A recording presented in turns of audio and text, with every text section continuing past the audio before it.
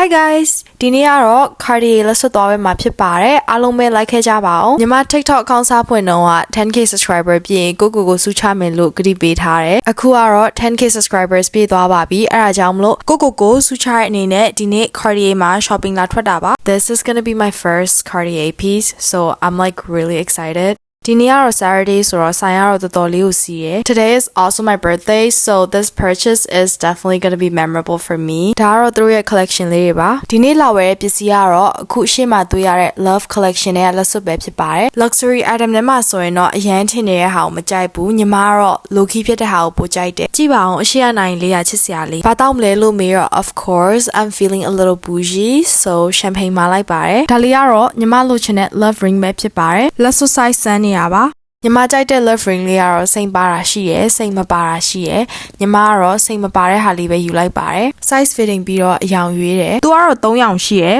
white gold rose gold and yellow gold color analysis တော့မလုပ်ဘူးဒါပေမဲ့ကို warm tone လို့ထင်တယ်အဲ့ဒါကြောင့်မလို့ရွှေရောင်နဲ့ပို့လိုက်တယ်လို့ခံစားရတယ်ငကိုရဲလိုချင်တဲ့အရောင်လေးကတော့ yellow gold ဒါပေမဲ့ rose gold ဝတ်လိုက်တော့လေအဲ့ဒီရောင်လေးကိုကြိုက်တယ်ဆိုတော့အကြာကြီးတစ်ဆိုင်လောက်လိုက်ရပါတယ် finally နောက်ဆုံးတော့ yellow gold ယူလိုက်ပါတယ်လက်စွပ်ဝယ်ပြီးတော့အခုနိုင်ဝယ်မှာဖြစ်ပါတယ်အားလုံးကိုနောက်တာပါနိုင်ရတော့နောက်တစ်ခေါက်ပေါ့နော်ဒီဒီဇိုင်းလေးကအရန်လှပင်မဲ့ညီမကတော့နိုင်တွေလက်ကောက်တွေတိတ်မဝတ်ဖြစ်ဘူးအခုရောက်ရှိနေတဲ့ Cartier branch ကတော့ California ပြည်နယ် San Jose မြို့ Valley Fair shopping mall ရဲ့ Cartier ပဲဖြစ်ပါတယ်ဒီလက်ဆောင်လေးကတော့ဒီထက်မကအများကြီးထပ်ကြိုးစားအောင် push လုပ်ပေးမယ် motivation လေးတစ်ခုပါညီမကိုအားပေးတဲ့ followers တွေကြည့်ရှုပေးတဲ့လူတွေအားလုံးကိုညီမဒီကနေကျေးဇူးအများကြီးတင်ပါတယ် You guys are the best and thank you